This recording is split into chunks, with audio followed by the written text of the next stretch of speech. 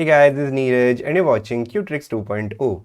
स्वागत है आप सभी का आज के सेशन में। उत्तराखंड डीएलएड प्रवेश परीक्षा 2024 का जो हम प्रिपरेशन स्टार्ट कर चुके हैं 15 अगस्त से, उसके डे 10 में इस सीरीज के थ्रू हम लोग कोशिश करेंगे कि हम अपने मैथ्स में जो हमारा मैथ्स वाला पोर्शन है उसमें 50/50 स्कोर कर सके। आज थोड़ा तबीयत खराब है, इसीलिए आपको जो आवाज़ है उसमें थोड़ा सा जो सर्दी है उसका भाव फील हो रहा होगा, बट नो इशू, हम लोग क्लास को कंटिन्यू करेंगे। तो इस सीरीज में हम लोगों ने शुरुआत करी है प्रीवियस ईयर क्वेश्चन पेपर को करना। डेली हम तीन चार क्वेश्चंस कर रहे हैं। जैसा कि मैंने आप लोगों को प्रॉमिस किया है कि जब स्ट्रेंथ क्लास में बढ़ेगी, व्यूज वीडियोस में बढ़ेंगे, तो लाइव क्लासेस में लूंगा जिसमें आप एकदम लाइव इंटरेक्शन से पढ़ सकते हैं, और वो क्लासेस भी बिल्कुल फ्री ऑफ कॉस्ट होंगी। ठीक है, तो अगर आपको जो अदर सब्जेक्ट है उत्तराखंड डीएलएड के लिए, टीचिंग एप्टीट्यूड है, रीजनिंग है, जीके है, उसकी प्रिपरेशन करनी है, तो आप जा सकते हैं prepadda.in पर और वहां जाके अपनी तैयारी बहुत बढ़िया तरीके से कर सकते हैं। तो चलिए शुरू करते हैं आज की क्लास को ज़्यादा देरी न करते हुए। प्रीवियस ईयर क्वेश्चन पेपर का जो हमारा पहला क्वेश्चन आज है वो है, नीचे दिए गए तथ्यों के आधार पर r माइनस पी गुणा q का मान बताइए। Find the value of r minus P into Q on the basis of the following given fact. तो जो इसमें कंफ्यूज नहीं होना है, जो हमारे ऑप्शन है वो ऑप्शन हमारे ये दिए हुए हैं ABCD। ठीक है, ABCD, और जो हमें जिसके हमें हेल्प लेनी है वो दिए हुए ये 1 2 और 3। इनकी हेल्प से हमें बताना है कि पी क्यू आर का r minus P into Q की वैल्यू क्या होगी। तो यहाँ से हम p की वैल्यू देख सकते हैं कि p की वैल्यू हम इजीली कैलकुलेट कर सकते हैं, q की वैल्यू निकाल सकते हैं, r की वैल्यू निकाल सकते हैं। तो हम शुरुआत करेंगे p से। पहली इक्वेशन का हम यूज करेंगे, तो आप अगर देख सकते हैं ध्यान से, तो पहली इक्वेशन हमें दी गई है 113.1 divided by 8.7 is equal to p। ठीक है, तो अब डिवाइड करेंगे तो p इज इक्वल टू आ जाएगा 113.1 अपॉन 8.7। तो अगर आप ध्यान से देखेंगे तो जो इसका डेसिमल है, ये जो पॉइंट है, पॉइंट से पॉइंट कैंसिल आउट हो गया। ठीक है, तो हमारा बचा 1131 अपॉन 87। तो आपको लग रहा होगा सर ये तो बहुत डिफिकल्ट है, हम कैसे करेंगे? तो ये बिल्कुल भी डिफिकल्ट नहीं है। ठीक है ना, अब हमें पता है कि ये पूरा पूरा डिवाइड आप इसको कर दो, किसी भी तरीके से इसको डिवाइड कर लो। तो जैसे कि मैं एक अंदाजे के तौर पे मैं एक काम कर रहा हूँ, मैं 87 को 13 से मल्टीप्लाई करके देख रहा हूँ, 13 से गुणा करके देख रहा हूँ। ठीक है, 3 सत्ता 21, 2 3 अट्ठे 24, 25 26 हो गया, और यहाँ पे आ गया 87। नीचे आ गया 1, 6 और 7 13, 8 2 10 और 11। देखो बिल्कुल सही हो गया, आया नहीं आया? अब ये जो तरीका मैंने सोचा, अब आप सोचोगे सर आपने तो पहले से कर रखा होगा। नहीं भाई, पहले से नहीं किया हुआ है। जो ये कंटेंट है वो दूसरी टीम बनाती है, मुझे सिर्फ आके पढ़ाना होता है। ठीक है, तो ये डायरेक्टली मैंने कैसे किया वो आपको सीखना है। एक्चुअली जब मैंने यूनिट डिजिट देखा तो ये 7 है और ये 1 है, यानी मुझे ये तो पता है कि मुझे एक ऐसे नंबर से गुणा करना पड़ेगा, ऐसे नंबर से गुणा करना पड़ेगा जिससे लास्ट में 1 आ जाए। तो जब मैं 7 का पहाड़ा पढ़ता हूं, यानी मैं 7 की टेबल पढ़ता हूं, तो 7 तियां 21 होता है, यानी मैं 7 को इंटू 3 करता हूं, तब जो है यूनिट डिजिट 1 आता है। तो यानी ये जो 87 से 1131 कब आ सकता है, आएगा कंफर्म नहीं है, क्योंकि आंसर डेसिमल में भी हो सकता था। तो 7 इंटू 3 तब 1 आ सकता है। अगर 7 इंटू हम 13 करेंगे तब 1 आ सकता है, इंटू 23 करेंगे तब 1 आ सकता है। तो ये वाली कंडीशंस थी। तो 3 में तो बहुत आपका 240 के आसपास नंबर आता है ना, 300 के आसपास नंबर आता, और ये 1000 था। तो मैंने अंदाजा लगाया कि 13 से ये होना चाहिए, तो मैंने डायरेक्टली इसको सॉल्व कर लिया। तो उम्मीद करता हूं कि आपको ये समझ में आया होगा कि कैसे मैंने इस क्वेश्चन को सॉल्व किया हुआ है। ठीक है, तो चलो अब p की वैल्यू हमारे पास कितनी आ गई? 13 आ गई। जब इससे इसको हमने कट किया तो ये आ गया 13। आप नॉर्मली डिवाइड भी कर सकते हो, डिवाइड करके भी इसको देख सकते हो। ठीक है, सेकंड देखते हैं। सेकंड क्या है? q plus 9.18 is equal to 15.06। तो देखिए, अगर 9.18 इधर प्लस में है तो जब इक्वल के इधर जाएगा तो ये माइनस में हो जाएगा। तो q इज इक्वल टू हो जाएगा 15.06 माइनस 9.18। अगर ऐसे माइनस करने में किसी को भी प्रॉब्लम आती, कहीं क्योंकि कई सारे लोग, आप मैं देखो मैं करा ऐसे ही रहा हूं कि आप, मैं मान के चल रहा हूं कि आपको मैथ्स में बिल्कुल नहीं आता, आप बायो बैकग्राउंड के हो या आप आर्ट्स बैकग्राउंड के हो, मैं इस तरीके से आपको पढ़ा के चल रहा हूँ। तो 15.06 माइनस 9.18, तो माइनस करेंगे तो अब मैं अलग से रफ में माइनस कर लेता हूँ। 15.06 माइनस 9.18, तो अब यहाँ से आप कैरी फॉरवर्ड लोगे, फिर यहाँ से कैरी लोगे, जिसको हिंदी में हासिल लेना कहते हैं, तो ये 16 हो जाएगा। माइनस करोगे 8 और 8 16। देखो जब मैं पढ़ा रहा हूँ इसको पॉज करके आप खुद माइनस किया करो पहले, ठीक है, फिर मेरे आंसर से मैच किया करो। यहाँ 9 बचेगा, 9 में से 1 गया 8। ठीक है, 9 में से 1 गया 8, यहाँ पे 4 बचा, 9 और 5 14, यानी जो हमारा Q की वैल्यू आई वो आई 5.88। ठीक हो गया, इतना क्लियर है सभी को, है ना। अब इसको इरेज कर देते हैं हम लोग।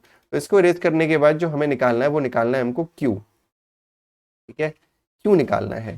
तो क्यू कैसे निकलेगा, सॉरी आर निकालना है। तो आर के लिए जो थर्ड इक्वेशन है वो हमें दे रखी है 912.06 minus r is equal to 418.05। अब देखो यहाँ पे 912.06 को आप उधर लेके जा सकते हो, लेकिन अगर आप 912.06 को उधर लेके जाओगे तो ये माइनस में आएगा, है ना। तो हमें क्या काम करते हैं, आर को इधर लेके जाते हैं तो आर पॉजिटिव हो जाएगा, 418.05 को इधर लेके आते हैं तो ये नेगेटिव हो जाएगा, है ना। तो 912.06 को ऐसे ही रहने देते हैं। 418.05 इधर पॉजिटिव है, जब ये इक्वल के इधर आएगा तो ये नेगेटिव हो जाएगा। 418.05 इज इक्वल टू आर, ठीक है।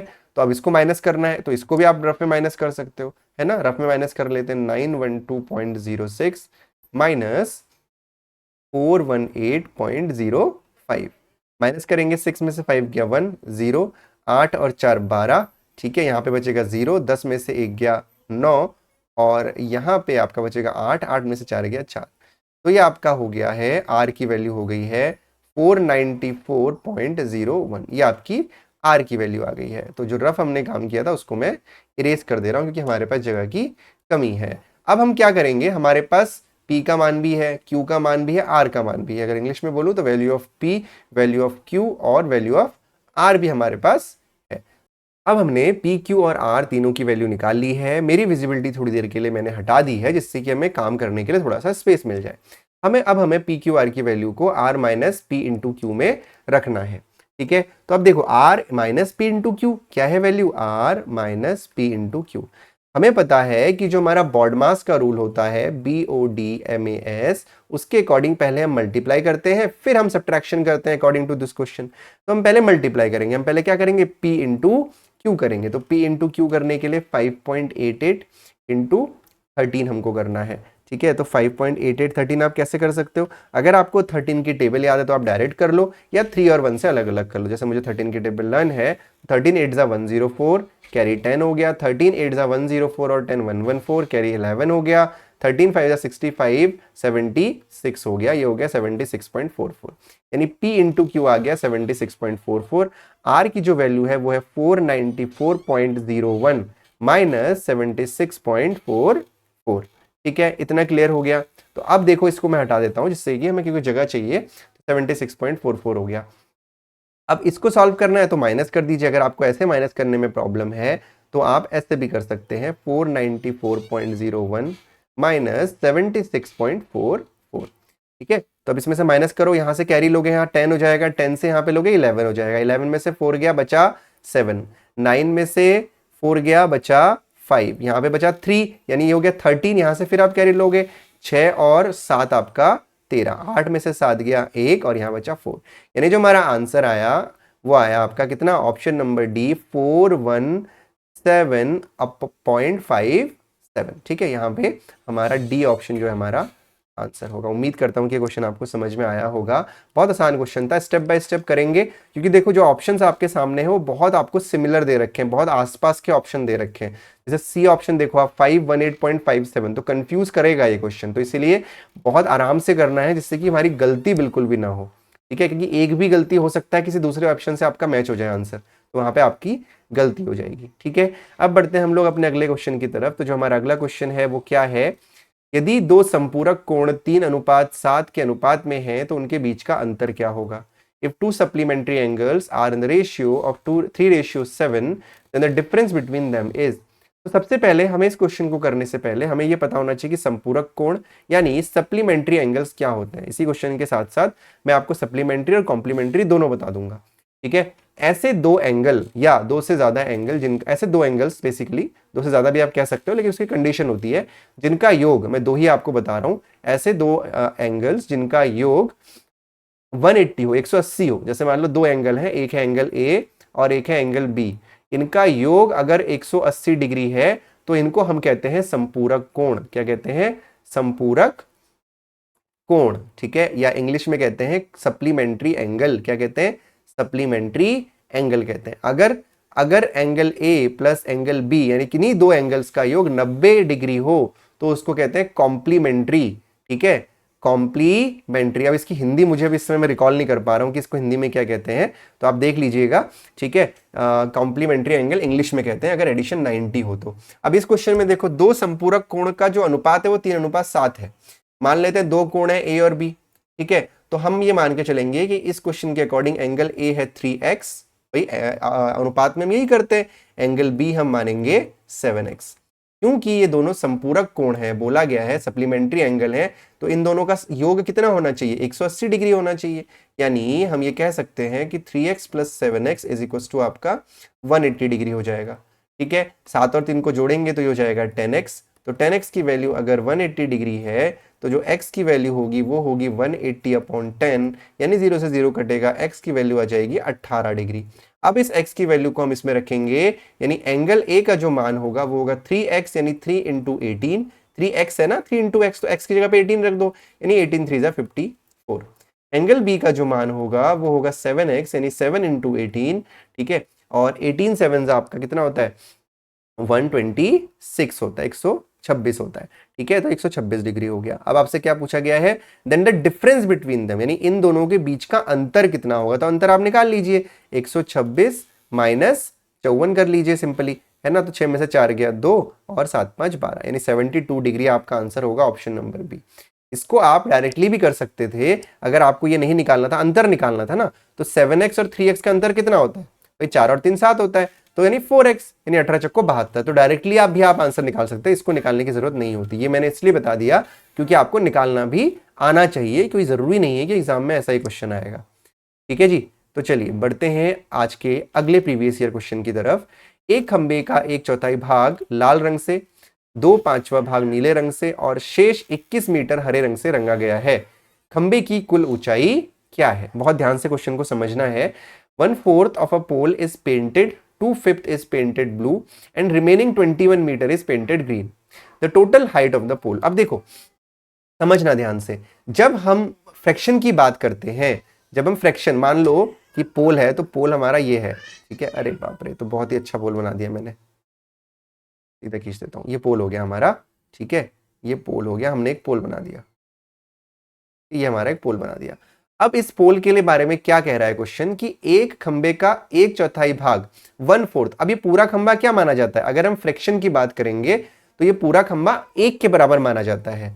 तो 1/4 भाग लाल रंग से, 2/5 भाग नीले रंग से। ठीक है, तो 1/4, तो मान लेते हैं कि 1/4 आपका ये है। ठीक है, तो इतना भाग किससे भरा गया है, आपका लाल रंग से भरा गया, तो इसको हम लाल रंग से भर देते हैं।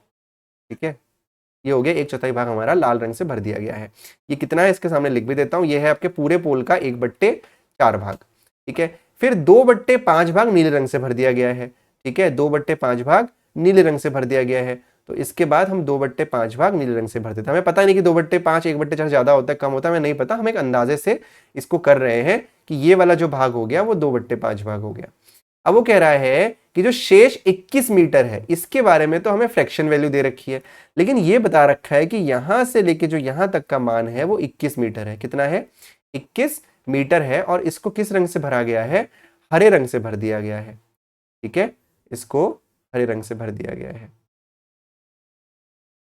ठीक, हरे रंग से भर दिया इसको, समझ में आ गया। तो ये लाल 1/4 भाग है, 2/5 भाग ये है और 21 मीटर भाग ये है। ठीक है, अब हमारा क्या है कि भाई हम 21 मीटर है, हमको क्या बताना है कि टोटल की हाइट, यानी यहां से लेके यहां तक की टोटल हाइट आपको बतानी है। तो अगर हम देखें, इस पोल को 3 टुकड़ों में बांटा गया है। जो लाल वाला हिस्सा है वो 1/4 भाग है, जो नीला वाला हिस्सा है वो 2/5 भाग है, और जो हरा वाला हिस्सा है वो 21 मीटर है। हम क्या करेंगे, हम इस वाले पार्ट की, यानी हरे वाले भाग का फ्रैक्शन वैल्यू निकाल लेंगे।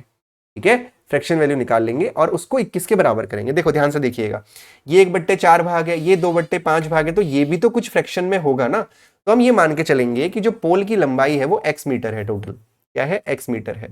तो x मीटर में से 1/4 भाग लाल है, तो जो रेड वाला पोर्शन है वो कितना हो गया, x/4 हो गया। ठीक है, रेड वाला पोर्शन x/4 हो गया। फिर जो ब्लू वाला पोर्शन है वो कितना हो गया, ब्लू वाला पोर्शन 2x/5 हो गया। इसमें कोई डाउट तो किसी को नहीं होना चाहिए, है ना। 2/5x हो गया, है ना, ब्लू वाला पोर्शन।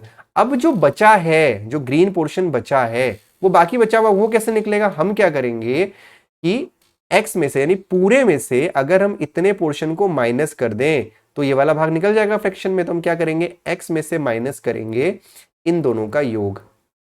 इसको आप ऐसे समझ सकते हो, अगर ऐसे समझने में किसी को दिक्कत हो रही है तो मैं आपको इसको ऐसे समझाना चाहूंगा। मान लो समझने के तौर पे, मान लो ये 2 मीटर है, ये 5 मीटर है, और पूरे की जो लेंथ है, जो पूरे की लेंथ है वो 10 आपका 16 मीटर है। तो इसको निकालो, ये कितना होगा। तो हम क्या करेंगे, 16 में से इन दोनों के जोड़ को माइनस कर देंगे। 16 माइनस 5 और 2 7, यानी ये 9 आ जाएगा। तो उसी तरीके से हम क्या कर रहे हैं, हम फ्रैक्शन में भी निकाल रहे हैं। हम पूरे को हमने x मान लिया, जैसे हमने 16 माना था, उसमें से ये 1/4 है, ये 2/5 है, इन दोनों को जोड़ के इसमें से माइनस करेंगे तो ये वाला आ जाएगा।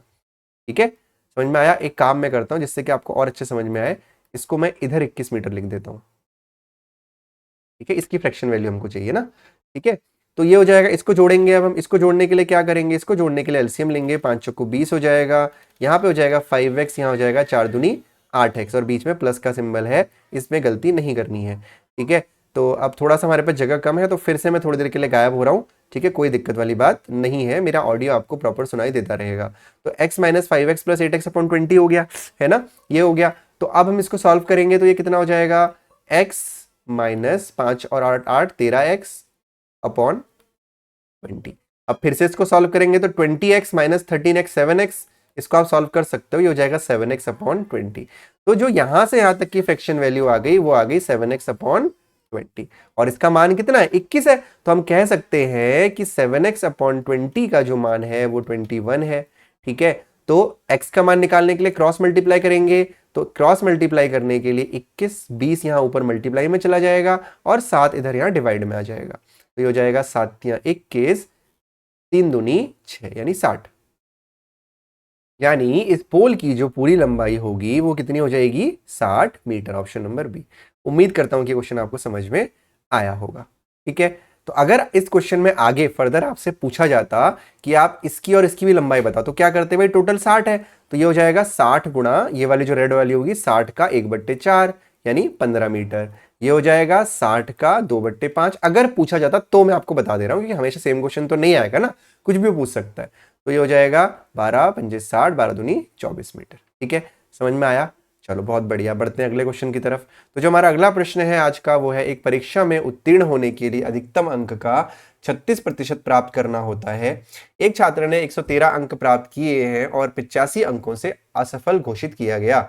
अधिकतम अंक क्या है? In an examination, one should get 36% of the maximum marks to pass. Student obtained 11 marks and is declared fail by 8 marks. The maximum marks are, ये आपसे पूछा जा रहा है। ठीक है, तो इस क्वेश्चन का आंसर हम कैसे करेंगे? देखो, इस क्वेश्चन को करने के बहुत सारे तरीके हैं। जो ट्रेडिशनल मेथड है उससे भी आप कर सकते हो, लेकिन उससे हम लोग नहीं करेंगे, क्योंकि यार 2024 में 23 में जी रहे हैं, है ना, कहाँ 90s वाला मेथड अपनाना है, एक्स वैक्स मान के नहीं करना। तो पिछला क्वेश्चन मैंने बताया ना, वो भी हम शॉर्टकट से कर सकते थे, लेकिन मैंने आपको इसलिए नहीं बताया शॉर्टकट, क्योंकि वहाँ पे आपको कन्फ्यूजन क्रिएट होता। तो ये है परसेंटेज वाला, पहले जाके परसेंटेज पढ़ लो। ठीक है, पहले जाके परसेंटेज पढ़ लो, तो उसके बाद जो है मैं आपको मतलब चीजें आपको और क्लियर हो जाएंगी कि कैसे इस क्वेश्चन को करना है। हालांकि मैं यहाँ पे आपकी पूरी हेल्प करूंगा।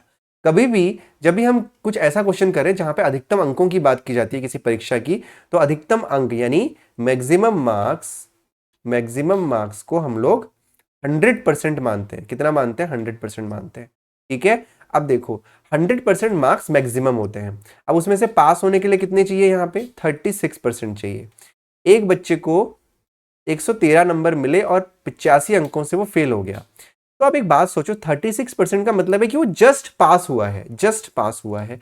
और अगर किसी बच्चे को 113 नंबर मिले हैं, ठीक है, 113 नंबर मिले हैं और वो 85 अंकों से फेल हो गया, तो अगर उसको मैं और 85 नंबर दे दूंगा तो वो जस्ट पास हो जाएगा। और ये जस्ट पास किसके इक्वल है? 36% के इक्वल है या नहीं? 36% के इक्वल है ना जस्ट पास। तो इन दोनों को जोड़ दिया तो भाई 36% का जो मान आ गया वो आ गया 5 और 3 8, 8 और 1 9 और 198 आ गया। यानी 198 नंबर जिसको मिलेंगे वो जस्ट पास हो जाएगा। तो भाई अब यहाँ पे 36% 198 हो गया। तो आपको मैक्सिमम मार्क्स 100% निकालना है, तो वही चॉकलेट वाला मेथड तो आपको आता ही है कि भाई 36 चॉकलेट 198 रुपए के बराबर है। तो एक चॉकलेट परसेंटेज यूज कर रहे हैं, मैं समझाने के लिए चॉकलेट बोल रहा हूँ। एक चॉकलेट कितने की होगी? 198/36 के बराबर होगी। तो भाई 100 चॉकलेट कितने बरक के बराबर होगी? तो ये हो जाएगी 198/36 इंटू 100।